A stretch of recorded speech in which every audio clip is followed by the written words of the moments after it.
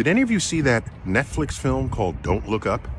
This fictional tale of an asteroid that's coming and the astrophysicist warns society and no one believes them? Everything I know about social media, politics, how people interact with science and all the deniers out there, everything I know about that tells me that movie was instead a documentary. Vice President Kamala Harris was mocked after she appeared unprepared to discuss the Ukraine crisis. During a Q&A with reporters at the Munich Security Conference in Germany, listen guys, we're talking about the potential for war in Europe, Harris said at one point Sunday in response to a question about how the Biden administration saw the situation's endgame playing out. Let's really take a moment to understand the significance of what we're talking about, the Veep went on. It's been over 70 years, and through those 70 years, there's been peace and security. We are talking about the real possibility of war in Europe. I have not spent 5 minutes on that distraction. The story is the 100 million tons of coal to China and the 40 million tons of coal to India is a bigger story than the Ukraine story, but maybe 5 or 6 people on the planet understand this. And so I'm going to wrap this up and go enjoy my President's Day margarita, drinking a toast to Joe Biden. And thanks to Joe Biden, our president in 2024, Donald Trump. What did I read? That Joe Biden's poll numbers on President's Day are lower than, Donald Trump's poll numbers were on his presidency. You know what I'm saying? That Joe Biden is polling lower than Donald Trump was in his administration, and you try to wonder why we're doomed. User John Will Chambers summed up the thoughts of many by asking, did I just watch Kamala Harris claim there has been peace in Europe for 70 years? Washington Examiner reporter Jerry Dunleavy pointed out on Twitter that those 70 years of peace and security included the Yugoslavian civil wars of the 1990s, as well as Russia's attacks on Georgia and the Ukraine. Don't forget Afghanistan in there. Oh, that's not Europe, sorry. I'll retract that. Also, Berlin Wall, they were in Afghanistan, Russia. That's what I was alluding to. Also, Berlin Wall came down 3 decades ago, so I'd quibble with 70 years, he added before emphasizing in a second tweet that it is not true. There have been no wars in Europe for 70 years, nor do I consider the Soviet occupation of Eastern Europe peace and security. Anyways, sending perpetually unprepared Kamala Harris over to attempt to quell a geopolitical crisis is such an outrageous move, which is valid. So we just leak it. Well, it would be an analogy of modern day culture and our inability to hear and listen to scientific truth. I often in my career looked for a film that had an environmental undertone to it, but much like the inundation of news on climate change, a lot of people don't want to hear it, and making a film to it. But much like the inundation of news on climate change, a lot of people don't want to hear it, and making a film about it is an even more difficult task to take on. And Adam, who's an incredibly outspoken individual on the climate crisis, really wanted to do a film that brought, an element of dark comedy to what seems to be a daunting issue. Your breathing is stressing me out. This will affect the entire planet. I know, but it's so stressful. What Adam did that was so brilliant here was use the analogy of a giant comet heading towards Earth and how the human race would react to it from a political level, from a scientific level, and what we would do about it. It really reminded me of what it's like for climate scientists like, Michael Mann, for example, when they're put in the mainstream news circuit and told to talk about the catastrophic events of the climate crisis. Here they are trying to be media savvy and not politicize the issue, but just try to articulate the facts the best they can. There are some hard truths that these characters need to face, much like we do as a species on Earth. Been trying to tell you this whole time, it's right there. I just love the way that he ended this film because it makes us take a hard look at where we're ultimately going, and the fact that a lot of this stuff is slowly becoming irreversible, and that we have this very finite window of 10 years to make this transition. If we're not voting for leaders or supporting everything that has to do with climate mitigation, we're going to have a fate very similar to these characters.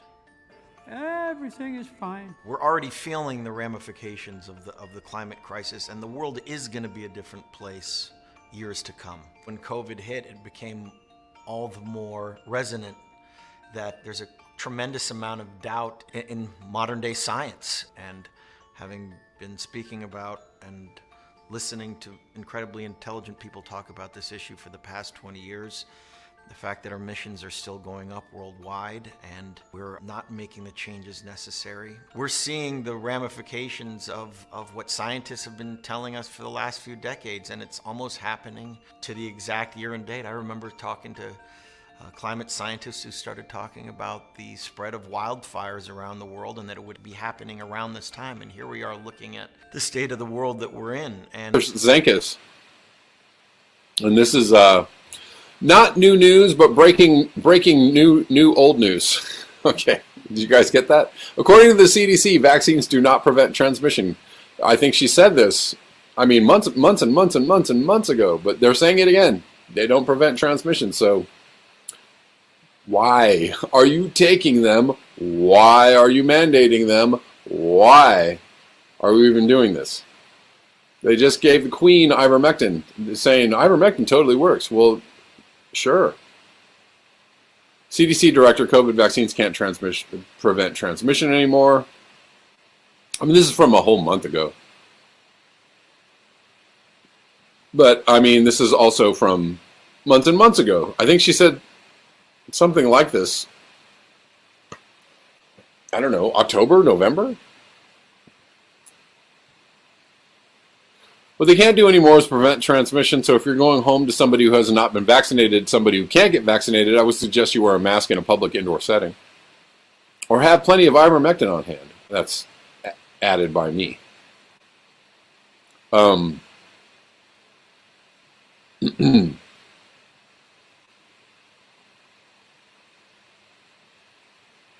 Oh, look at this. Sorry, guys, I'm just jumping all over the place. But I see things in the sidebar. I'm like, oh, that's interesting. We're doing a short attention span Black Bear News today. But two-system storm hitting St. Louis may be the most active we've seen this winter.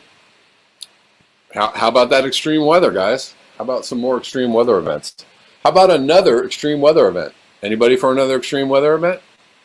Storms that may bring lightning and thunder on Tuesday in St. Louis will kick off what may be the most active weather week on the winter season in St. Louis. It's a two-storm system. And we'll see how that goes. Kevin Chanholzer says a Marathon oil refinery exploded in Louisiana yesterday. Really? Not good? Yes, not good at all. 1 million acres burn in Argentina? Holy crikey. Just when you think you're missing all the news, you're missing all the news. What are we going to do? We have to release the information. It's not that we're not listening, we're just not taking the necessary action. Are we not being clear? We're trying to tell you that the entire planet is about to be destroyed. It's a very daring film to make. It's, in a lot of ways, brings a mirror to our entire culture and how we deal with bad news, and whether us as a species can evolve to truly focus on what is ultimately the most important issue that's ever faced humanity in the history of civilization. Something you don't like the looks of? We discovered a very large isn't happening. Kate, tell me this isn't really happening. I hear there's who's much more of a fiery activist. she's gonna tell the truth no matter what. We're all 100% for sure gonna fucking die! Is she always like that? Professor Guy McPherson to discuss a recent article, which I quickly share now on my screen. Here it is. It was published on swearweather.eu, and it calls La Nina collapse has now begun in the Pacific Ocean, and it's published on two days ago, 12th of February. Its weather influence will extend into spring 2022 before finally breaking down towards summer.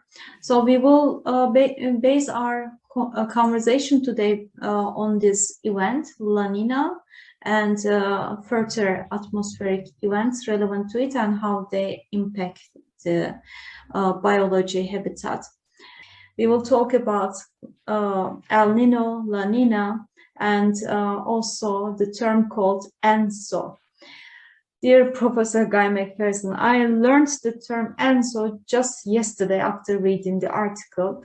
I'm sorry for my lack of education in this area.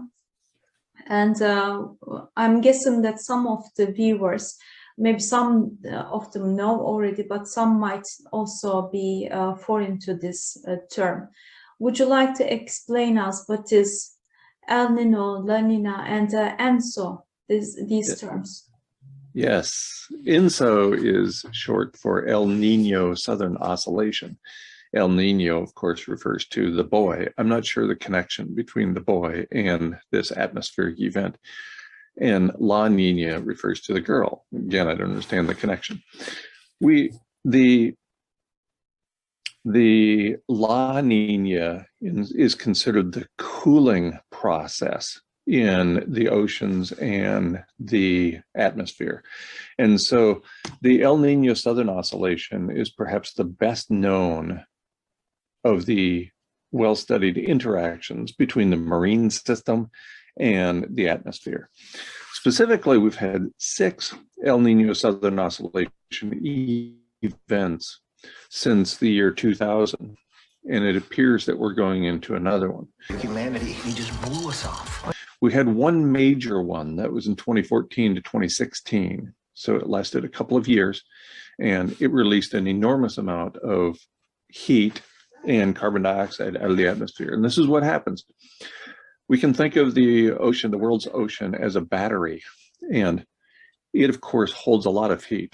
Any kind of water holds a lot of heat and also holds a lot of carbon dioxide. And so during La Nina and neutral phases, the ocean is just absorbing heat and absorbing carbon dioxide. Of course, the ocean makes up more than 70% of the planet. So of course, that's what where you would expect the majority of the heat to be stored, and also carbon dioxide. During El Nino Southern Oscillation events, the reverse happens. That battery that the ocean has been using to store heat and carbon dioxide suddenly is released. Carbon dioxide and heat are released into the atmosphere during an El Nino Southern Oscillation, and particularly during ones like the 2014, 2016. This is the worst news in the history.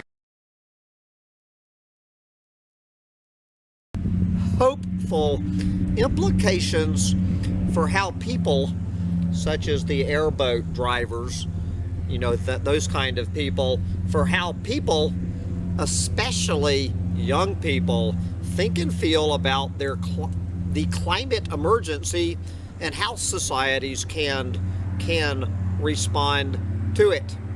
This revised science means that if humanity slashes emissions to zero, global temperatures will stop rising almost immediately. You damn doomer. Listen to the man. It's in the Washington Post. It's in the mainstream media. There you go. To be clear, this is not a get out of jail free card. global temperatures also will not fall if emissions go to zero, so the planet's ice will keep melting and sea levels will keep rising, but global temperatures will stop their relentless climb, buying humanity time to devise ways to deal with such unavoidable impacts. In short, we are not irrevocably doomed, or at least we don't have to be if we take bold, rapid action. Yes, thank you, Michael Mann, for clarifying that. So you better believe a huge part, probably the centerpiece of that hopium is carbon storage. And for anybody hoping to make money off of the collapse of a planet, carbon storage. Right here from the Independent. Forget electric vehicles. Carbon storage is now the hottest technology trend to invest in. Yes, carbon storage and removal, the process of sucking it from the air, have become among the hottest technology trends in the climate investing game. Yes, and here's one called drone seed. Drone seed. Anyway, so they go through all of the, looking at all of these planet eaters investing in carbon storage. This is some venture capitalist quote. There is a ton of money coming in to this sector. Yes. Indeed, in the first 2 weeks of this year, both Wall Street and Silicon Valley popped the cork on billions of dollars of new investments in renewable energy, carbon storage, energy efficiency in buildings, and every other form of environmental, social, and governance ideas. Yes, Gene Rogers, one of the pioneers of sustainability accounting, who founded the Sustainable Accounting Standards Board, yes, just became global head of these environmental, social, and governance ESG ideas at Blackstone Group, which then promptly announced a $3 billion investment in the largest private player in the wind and solar markets. Goldman Sachs invested $25 million in a Toronto-based energy storage company. The Carlyle Group just announced more than $100 million in investment in energy storage and electric vehicle charging station companies, while Bill Gates' Breakthrough Energy Catalyst Group said it will invest $15 billion into energy storage and renewable projects. Okay, you go. Bill Gates, Blackstone, and the Carlyle Group. You can certainly say thank that group for saving the planet. But of course, going hand in hand with this, don't forget the Build Back Better plan to save the planet. And take a wild guess, one of the biggest winners, probably the biggest winner of them all, in Joe Biden's Build Back Better to save the planet, that would be asphalt. Asphalt. Pave the planet to save the planet. I love the slogan. Pave the planet to save the planet. We need more asphalt on this planet to save ourselves from climate change. From the New York Times, right here, you read it in the New York Times. One of the infrastructure plan's biggest winners is the pavement you drive on. Yes. Okay. The infrastructure package, the Build Back Better plan, allocates at least $350 billion over the next 5 years to highways and bridges. Yes. The highway and bridge budget will pay for engineers, steel, concrete, and other elements of the actual structures, but lobbyists from the asphalt industry and transportation experts expect an outsized portion of the pavement spending to go to asphalt, the material that paves 94% of America's roads and bridges. Yes.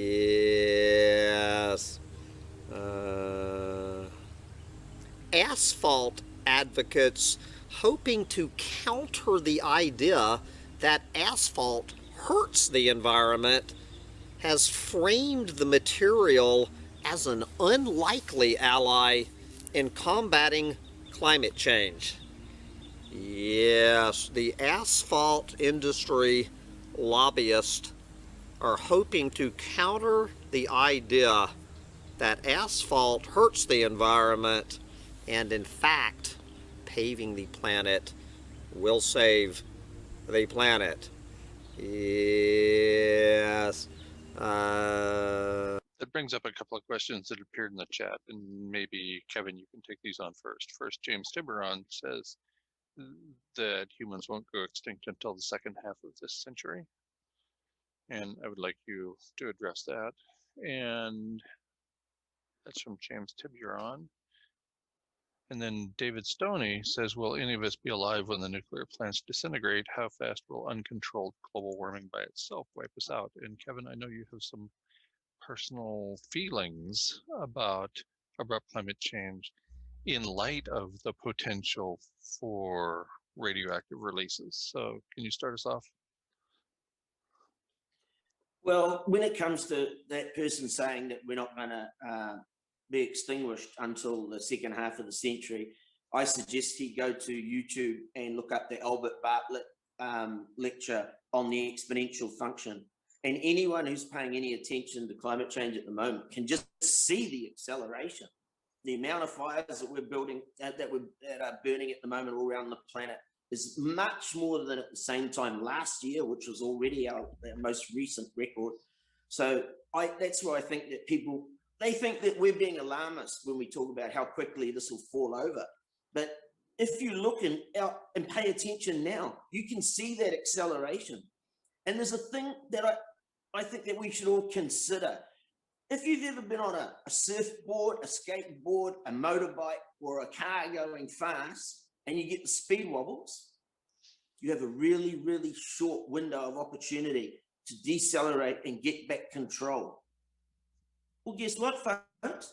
Between the feedback loops that are kicking in and accelerating it, and us not taking our foot off the accelerator and putting it on the brake, this is a compounding feedback in itself. So I think that's, if I can convey anything, this is the rapidity that we're going to be looking at.